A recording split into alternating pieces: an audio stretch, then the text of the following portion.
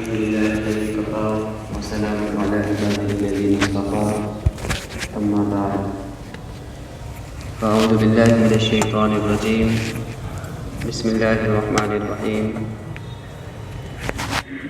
فصل لربك وانحر صدق الله العظيم. السلام علیکم ورحمۃ اللہ وبرکاتہ. وعلیکم السلام ورحمۃ اللہ. محبت کے ساتھ بلند آواز سے پڑھیں الصلاۃ والسلام علیک یا رسول اللہ، الصلاۃ والسلام علیک یا حبیب اللہ، الصلاۃ والسلام علیک یا نبی اللہ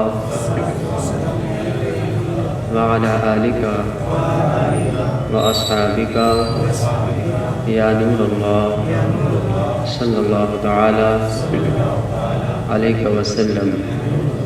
نویت سنت الاعتکاف للہ تعالی.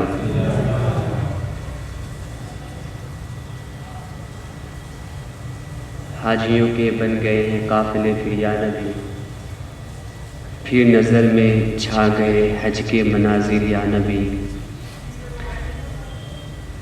آج ہی کا وہ دن ہے کہ اللہ کے خوش نصیب بندوں میں لاکھوں افراد اس وقت مینا کی مقدس فضاؤں میں حج کے ارکان میں ابتدائی ایام گزار رہے ہیں. آئیے ہم بھی انہی دعاؤں کے سائے میں دل کی کچھ کیفیات دعائیہ شکل میں ہم پیش کرتے ہیں. اور ہر عاشق کی تمنا ہے کہ زندگی میں ایک مرتبہ ہی صحیح اللہ اسے حج کی سعادت عطا فرمائے. تو اس کیفیت میں ہم ڈوب کر اس مبارک ساعتوں میں دعا کی چند اشعار ہم سب مل کر پڑھتے ہیں. امید ہے کوئی لب خاموش نہ رہے. جو افراد اس سرزمین پر حاضر ہونے کی تمنا رکھتے ہیں دل کی گہرائی سے اس کلام کے چند اشعار رسول برکت کے لیے کے پڑھتے ہیں، یقیناً اللہ کسی ایک کے پڑھنے پر سب کی دعائیں قبول فرما دے. اور ممکن ہے کہ آئندہ سال ہم میں سے کوئی اور ہی صحیح اس سرزمین پر آج کے دن مینا کی سرزمین پر گزارنے کی سعادت حاصل کرے. بلند آواز سے درود شریف پڑھیں صلی اللہ علیہ وسلم صلی اللہ علیہ وسلم. السلام علیکم یا رسول اللہ صلی اللہ تعالی علیہ وسلم. درود شریف پڑھیں.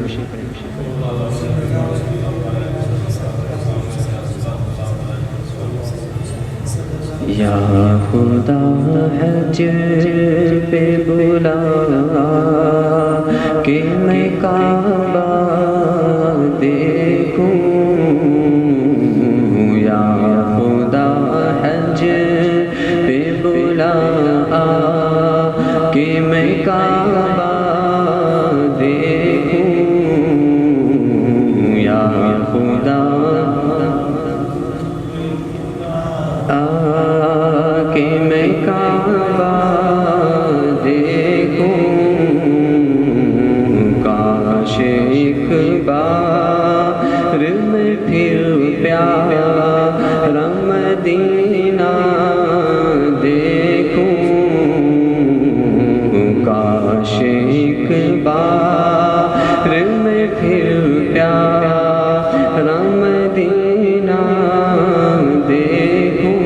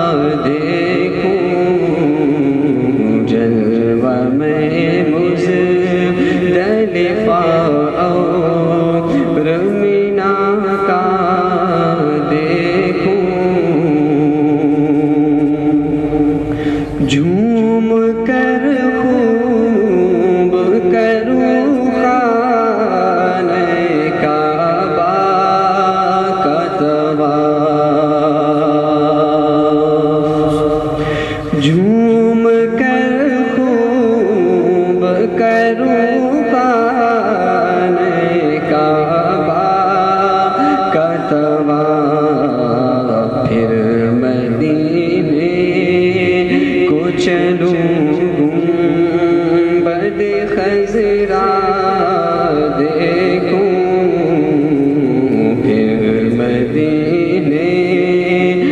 چلوں بڑ خضرا دیکھوں روضہ پاک کے سائے میں بلا کر آقا روضہ پاک کے سائے میں بلا کر آقا آنکھ دے دیجیے میں آپ کا جلوہ دیکھوں آنکھ دے دیجیے میں آپ کا جلوہ دیکھوں سبز گنبد کا حسین جلوہ دکھا دے یا رب سبز گنبد کا حسین جلوہ دکھا دے یا رب مسجد نبوی کا پر نور مینارہ دیکھوں مسجد نبوی کا پر نور مینارہ دیکھوں چوم لوں کاش نگاہوں سے سنہری جالیں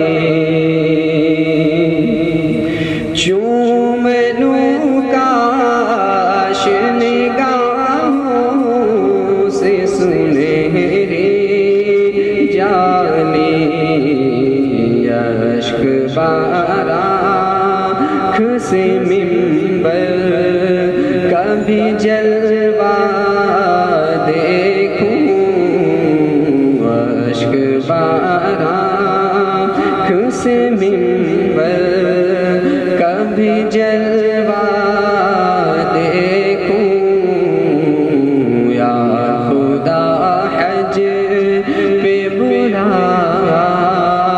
کہ میں کعبہ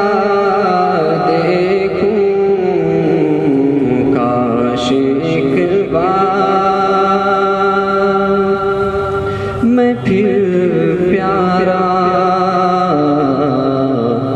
مدینہ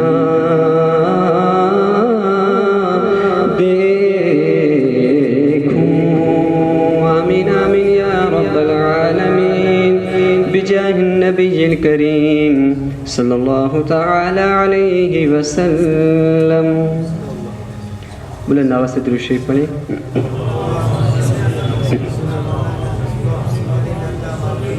صلی اللہ علیہ نبی النبی وآلہ صلی اللہ علیہ وسلم والصلاة والسلام علیک یا رسول اللہ صلی اللہ علیہ وسلم. گزارش کرتا ہوں کہ صفحے پہلے آپ درست کر لیں، جو لوگ پیچھے بیٹھے ہیں وہ آگے آ جائیں، صفحے درست کر لیں.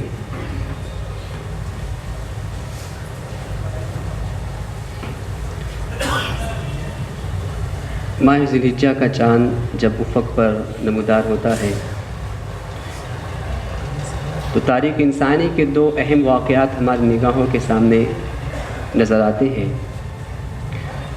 کہ اللہ کے چنندہ بندے جن پہ اللہ نے فضل فرمایا، اسلام کے ایک اہم رکن کی ادائیگی کے لیے، ایک اہم فریضے کو ادا کرنے کے لیے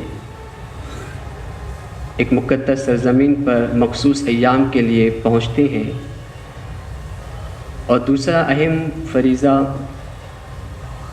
جو اللہ ہر صاحب نصاب کو توفیق عطا فرماتا ہے کہ وہ اپنے بندے جناب ابراہیم و اسماعیل علیہم السلام کی یاد میں مخصوص ایام میں مخصوص جانور کو ذبح کر کے اللہ کا قرب حاصل کرنے کی کوشش کرتے ہیں. آج ہم قربانی کے حوالے سے کچھ باتیں سماعت فرمائیں گے. قربانی کیا ہے، قربانی کا مقصد کیا ہے۔ ہم نے صرف قربانی کو صرف یہ سمجھا کہ ماہ ذی الحجہ کا چاند نظر آیا، ایک جانور کو ہم نے خریدا اور 10، 11، 12 ان 3 تاریخوں میں سے کسی ایک دن اپنی سہولت کے مطابق ہم نے اسے ذبح کیا، اس کا خون بہا، اس کا گوشت، جو بھی اس کے اجزاء جسے اللہ نے حلال فرمائے اسے ہم نے کھا لیا، ہم نے قربانی ادا کر دی۔ لیکن کبھی آپ قربانی کی حقیقت کو دیکھیں تو قربانی صرف یہ نہیں ہے کہ آپ جانور کو ذبح کریں، اس کا گوشت کھائیں اور اس کا گوشت تقسیم کر کے دعوتیں منائیں، اور جب قربانی کے ایام گزر جائیں پھر ہم اپنی زندگی اسی انداز میں گزاریں جیسی ہمیں گزارنی۔ قربانی کا مقصد ہم قرآن کی روشنی میں سماعت فرمائیں گے، لیکن اس سے پہلے قربانی کا لفظ، اس کا مقصد کیا ہے، اس کا معنی کیا ہے۔ تو دیکھیں، قربانی دراصل بنا ہے قربان سے۔ اللہ نے قرآن میں فرمایا حتیٰ بقربان تأکلہ النار، کہ قربانی کا مطلب یہ قرب سے بنا ہے، اور قرب کا مطلب ہوتا ہے قریب ہونا۔ تو گویا قربانی کا کبھی لغوی معنی دیکھا جائے تو اس کا مطلب یہ ہوگا کہ ایک جانور کو ذبح کر کے اللہ سے قریب ہونا۔ آپ کبھی قربانی کی روح کو دیکھیں تو آپ کو پتہ چلے گا، قرآن دیکھیں تو ہم سے پہلے جو لوگ گزرے ہیں وہ بھی قربانی کیا کرتے تھے۔ ان کی قربانی کا انداز یہ تھا کہ لوگ اپنے جانوروں کو ذبح کر کے اس کے گوشت کو پورے جانوروں کے ساتھ کسی پہاڑ پر یا کسی مقام پر رکھ دیا کرتے، اور جس کی قربانی مقبول ہوتی تو آسمان سے ایک سفید آگ اترتی اور اس قربانی کو جلا دیتی، اور جس کی قربانی کو آگ جلا دے تو سمجھے اس کی قربانی اللہ نے قبول فرما لی۔ فرمایا گیا کہ وہ سفید آگ جو آیا کرتی تھی اس میں دھواں نہیں تھا، وہ آگ آتی اور اس گوشت کو جلا کر خاک کر دیتی، گویا وہ قربانی قبول کر لی گئی۔ لیکن آپ دیکھیں، جب کبھی یہ ہوتا تھا تو جس کی قربانی قبول نہیں ہوتی تھی تو معاشرے میں لوگ اسے طعنے دیا کرتے تھے کہ دیکھ تیری اوقات کیا ہے، اللہ کو تیری قربانی کی ضرورت نہیں ہے، تیری قربانی اللہ نے رد فرما دی۔ اب وہ انسان شرمندہ ہو جاتا۔ لیکن قربان جائیں، لاکھوں کروڑوں سلام نازل ہم سب کے آقا مولا محمد عربی صلی اللہ تعالیٰ علیہ وسلم پر کہ آقا علیہ الصلاۃ والسلام تشریف لائے تو قربانی کا انداز ہی بدل گیا۔ اب قربانی آپ کریں، اللہ اسے قبول فرمائے گا۔ اگر کسی کی قربانی رد ہو بھی گئی تو اس کو ظاہر نہیں کیا جائے گا۔ وہ نبی آج بھی ہمارے عیوب کی پردہ پوشی کرتے ہیں، اسی لیے فرمایا گیا آج جو عیب کسی پر نہیں کھلنے دیتے، کب وہ چاہیں گے میری حشر میں رسوائی ہو۔ اور فرمایا گیا میرے عیبوں پہ ڈال کر پردہ اپنے اچھوں میں ڈال رکھا ہے۔ آپ دیکھیں کتنا بڑا گناہگار انسان ہو، اگر وہ قربانی کرتا ہے تو اس کی قربانی کے جانور کو ہم ذبح ہوتے بھی دیکھتے ہیں، خون نکلتے بھی دیکھتے ہیں۔ اب مجھے بتائیں کیا کوئی دیکھ کر کہہ سکتا ہے اس کی قربانی اللہ نے قبول نہیں کی؟ ہرگز نہیں، اس لیے کہ آقا علیہ السلام کے صدقے میں اللہ نے ہمارے عیوب کو چھپائے رکھا ہے۔ تو یہ آقا علیہ السلام کا کرم ہے۔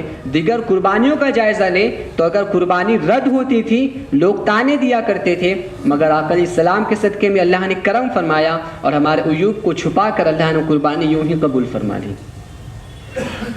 اب قربانی کا دوسرا اہم مقصد، آج ایک عجیب انداز میں لوگوں نے دین کو ہوا بنا کر رکھا ہے کہ اگر ان ایام میں جتنے قیمت کا بکرا لایا جائے، جانور لایا جائے، اگر اسی قیمت سے کسی غریب کی مدد کر دی جائے تو کیا ہی بہتر ہوگا۔ بلا وجہ ایک جانور کو خون بہانا، اس کا تماشا بنانا۔ آج اسلام کے دعوے دار جو خود کو جدید زمانے کا مسلمان کہتے ہیں، نئے دور کا مسلمان کہتے ہیں کہ زمانہ آگے جا رہا ہے، کب تک تم خون خرابہ کرتے رہو گے معاذ اللہ؟ کیا یہ ممکن نہیں کہ آپ ایک جانور کو ذبح کرنے کی بجائے 15-20 ہزار روپے کسی غریب کو دے کر اس کی مدد کر دیں؟ تو آپ دیکھیں ان لوگوں کو دعوت فکر، جب آپ مہنگے سے مہنگا موبائل استعمال کرتے ہیں، کیا اس وقت آپ کی یہ سوچ نہیں بنتی کہ آپ 30 سے 40 ہزار کا موبائل استعمال کر رہے ہیں، آپ چاہیں تو 5,000 کا بھی موبائل آ سکتا ہے، آپ 5,000 کا موبائل لے کر بقیہ رقم سے کسی غریب کی مدد کر دیں؟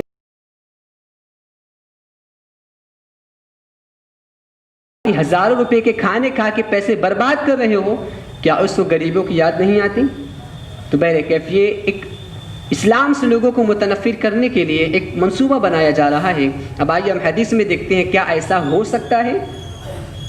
اللہ کے پیارے رسول صلی اللہ تعالیٰ علیہ وسلم سے فرمایا گیا، یا رسول اللہ صلی اللہ علیہ وسلم قربانی کیا ہے؟ ما هی هذه الهدايا یا رسول اللہ صلی اللہ علیہ وسلم؟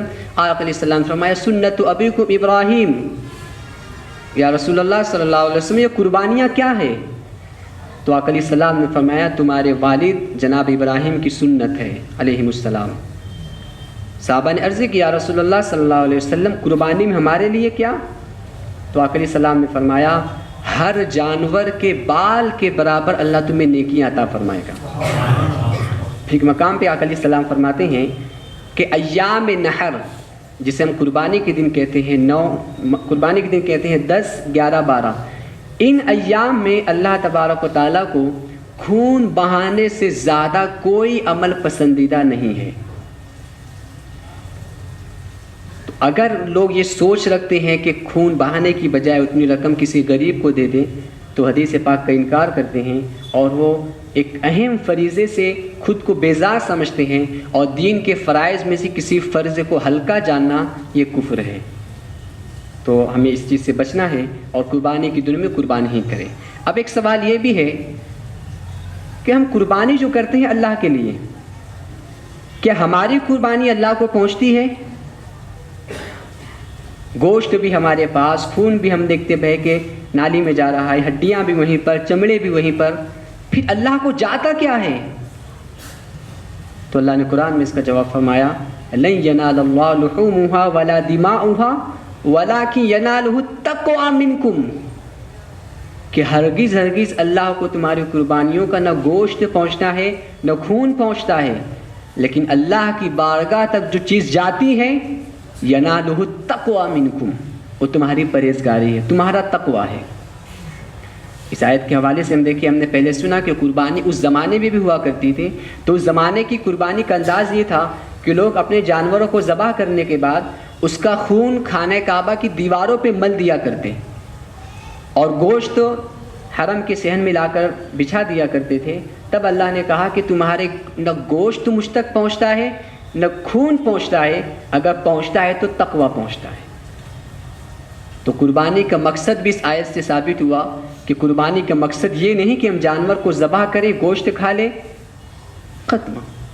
قربانی کا مقصد ہے تقویٰ۔ آپ کے دل میں کتنی پرہیزگاری ہے، آپ کتنے تقوی سے لبریز ہو کر قربانی کر رہے ہو۔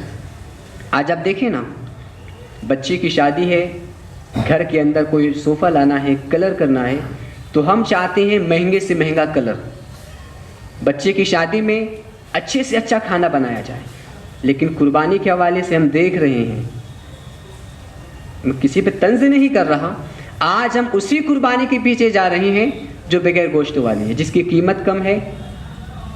کیا کر رہے ہیں؟ آپ تھوڑی دیر کے تصور کریں، سال میں ایک مرتبہ اللہ نے ہم پہ قربانی فرض کی، ہر مالک نصاب پر، کیا ہم اس رسم کو پوری کر رہے ہیں؟ ہم یہ چاہتے ہیں کہ نہیں، جب کم قیمت میں کام ہو رہا تو کیا ضرور زیادہ خرچے کرنے کی۔ یاد رکھیں، یہ فکر آپ اپنی ذات کے لیے رکھیں، جب ہماری ضرورت کم قیمت میں پوری ہو رہی ہے تو ہمیں زیادہ نہیں خرچ کرنا، لیکن جب دین کی بات آئی، فرائض کی بات آئی، تو وہاں آپ جتنا زیادہ دو گے اللہ آپ کو اتنا زیادہ نوازے گا۔ اب میں عرض کر تقویٰ، اللہ تقوی کو دیکھتا ہے، آپ کے دل میں تقویٰ کتنا ہے۔ آپ نے قربانی کس کا تقویٰ آپ کو دکھے گا نہیں، لیکن اللہ کی بارگاہ میں وہی چیز پہنچنے والی ہے، وہ آپ کا تقویٰ ہے۔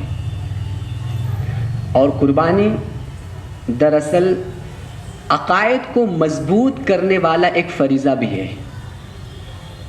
عقائد کو مضبوط کرنے والا فریضہ.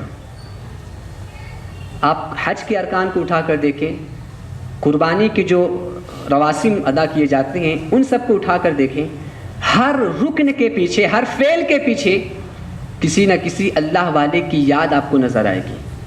آج ایک طبقہ جو خود کو مسلمان کہتا ہے وہ یہ کہتا ہے کہ اسلام میں یادگار منانے کا کوئی تصور نہیں ہے, اسلام میں کسی کی یاد بنانے کا کوئی تصور نہیں ہے. اسی وجہ سے جتنے اس سرزمین پر مقدس مقامات تھے لوگ اسے مٹا رہے ہیں تعمیر کے نام پر, توسیع کے نام پر. تو اگر یہ بات مان لی جائے کہ اسلام میں یاد منانے کا کانسیپٹ نہیں ہے, کسی کو یاد کرنے کا کوئی تصور نہیں ہے, تو آپ حج کا بھی انکار کر بیٹھو گے. حج کے سارے ارکان کو آپ دیکھیں, اللہ کی بندی جناب ہاجرہ, اللہ کی بندی حضرت ابراہیم و اسماعیل علیہ السلام کی یاد میں سارے ارکان ادا کیے جاتے ہیں. تو حج اور قربانی عقائد کو مضبوطی دیتی ہیں. آج امت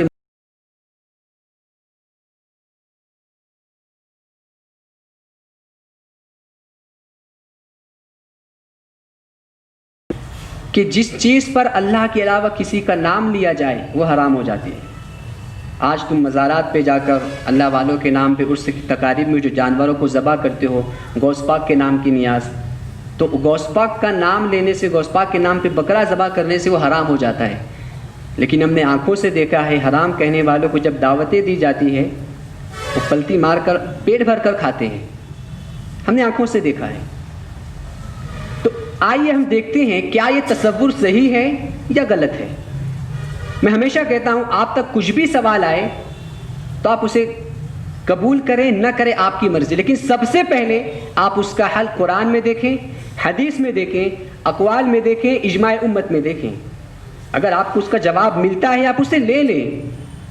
اب آئیے ہم اس سوال کو دیکھتے ہیں کہ غوث پاک کے نام سے جانور آپ کاٹتے ہو, اولیاء کے نام پہ غیر نواز کے نام کی نیازیں کرتے ہو, یہ حرام ہے. اس پہ غیر اللہ کا نام آتا ہے. اللہ کے نام سے ذبح کرو, خود کھا لو, کسی اور کا نام کیوں. تو آئیے ہم قربانی کو دیکھتے ہیں. جب ہم جانور ذبح کرنے کے لیے جاتے ہیں تو صاحب خانہ کہتا ہے حضرت میرے نام سے قربانی ہے. اب مجھے بتائیں قربانی آپ اللہ کے نام سے کر رہے ہو یا اپنے نام سے کر رہے ہو؟ آپ بتائیں. قربانی تو اللہ ہی کے نام سے ہوگی, لیکن ہمارا جملہ یہ ہوتا ہے کہ قربانی کا جانور میرے نام سے آیا ہے, قربانی میرے نام سے ہوگی, جبکہ حکم تو یہ ہے کہ قربانی اللہ کے نام سے ہوگی. تو مقصد یہ ہے کہنے کا کہ بلا شبہ جانور ذبح اللہ ہی کے نام پر ہوگا, لیکن اس ذبح ہونے والے جانور کا ثواب فلاں انسان کو ملے. حضرت مثال کے طور پر ایک صاحب عبداللہ, انہوں نے کہا میرے نام سے قربانی کرے, تو مطلب یہ بسم اللہ اللہ اکبر اللہم تقبل من عبداللہ, جانور اللہ کے نام سے ذبح ہوا, پھر ہم دعا کرتے ہیں یا اللہ اس کا ثواب عبداللہ کو عطا فرما. تو بغیر تشبیہ و تمثیل ہم جو مزارات پر اولیاء اکرام کے نام کی نیازیں کرتے ہیں, غوث پاک کے نام سے جانوروں کو ذبح کرتے ہیں, تو غوث پاک کے نام سے نہیں کرتے بلکہ وہ اللہ ہی کے نام سے ہوتا ہے اور اس کا ثواب غوث اعظم کی بارگاہ میں پیش کیا جاتا ہے. اگر اس بات کو مان لیا جائے تو آپ قربانی کے حوالے سے تو آپ کے پاس کوئی دلیل نہیں رہے گی. آپ قربانی میں اپنے نام سے جانور ذبح کر رہے ہیں, وہ کیسے جائز ہو رہا ہے؟ آخر میں تقوی کا درس نے قربانی نے دیا. تقوی. حضرت معاذ بن جبل رضی اللہ تعالیٰ عنہ جب آقا علیہ السلام نے ان کو یمن کا گورنر بنایا, وہ رخصت ہونے لگے, تو آقا علیہ الصلوۃ والسلام نے کہا اے معاذ بن جبل اب تمہاری اور میری ملاقات نہیں ہو سکتی. اب وہ صحابی تھے, آج کے دور کے نہیں تھے. تو انہوں نے یہ نہیں کہ یا رسول اللہ صلی اللہ علیہ وسلم آپ کو کیسے پتہ ہماری ملاقات نہیں ہو سکتی, کہ آپ کے پاس غیب ہے؟ انہوں نے ایسا کچھ نہیں کیا, وہ جان گئے کہ یہ نبی ہے, غیب جانتے ہیں. آقا نے فرمایا صلی اللہ علیہ وسلم معاذ تمہاری اور میری ملاقات اب نہیں ہوگی. تو حضرت معاذ بن جبل آقا علیہ السلام کے قدموں میں بیٹھ گئے, یا رسول اللہ صلی اللہ علیہ وسلم اب آپ کا رخ زیبا ہماری نگاہوں سے پوشیدہ ہو جائے گا, اب کب ملاقات ہوگی, میں آپ سے قربت چاہتا ہوں. تو آقا علیہ السلام نے فرمایا اگر تم اللہ سے قریب ہونا چاہو, اس کے رسول سے قریب ہونا چاہو, علیکم بالتقوی, تو تم پرہیزگاری کو لازم کر لو, تقوی کو اختیار کرو. تو قربانی کا پیغام صرف یہ نہیں کہ آپ جانور کو ذبح کریں, گوشت کھا کر ختم ہو, نہیں. قربانی کا پیغام یہ ہے کہ آپ جہاں جانور کو ذبح کریں، ذبح کرتے وقت آپ دل میں یہ نیت رکھیں میں اللہ کے احکام پر عمل کرتے ہوئے آج جانور کو ذبح کر رہا ہوں، کل جب دین کے حوالے سے کوئی ضرورت پیش آئے، چاہے وقت کی ضرورت ہو، مال کی ضرورت ہو، خود کی ضرورت ہو، سب کچھ قربان کر کے ہم اللہ کی بارگاہ میں حاضر ہوں گے. آج لوگ دعویٰ کر رہے ہیں کہ فلاں مقام پہ ہم جا کر جہاد کریں گے، ہم یہ کریں گے، ہم وہ کریں گے. میں پوچھنا چاہتا ہوں، اپنی جان قربان کرنے کی بات تو دور کی بات ہے، آپ اپنا وقت بھی قربان نہیں کر سکتے. نماز کے حوالے سے دیکھیں، اجتماعات کے حوالے سے دیکھیں، دین سیکھنے کے حوالے سے دیکھیں، دعوے تو بہت کر رہے ہیں ہم، لیکن قربانی اس کے لیے ہم کچھ نہیں. دین ہر وقت آپ سے قربانی کا متقاضی ہے.